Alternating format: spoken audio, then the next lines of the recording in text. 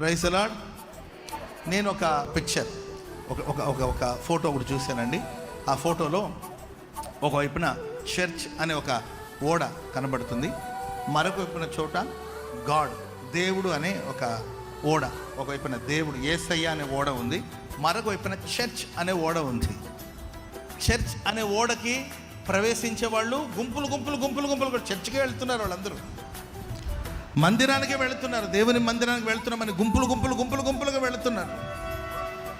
కానీ ప్రియులారా, మరొక వైపున గాడ్ దేవుడు అని ఒక ఓడ ఉంది.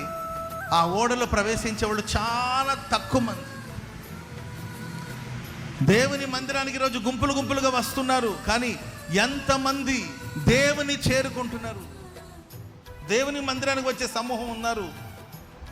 కొంతమంది జీవితంలో మార్పు ఉండదు, భాషలో మాటలో మార్పు లేదు, జీవితంలో మార్పు లేదు.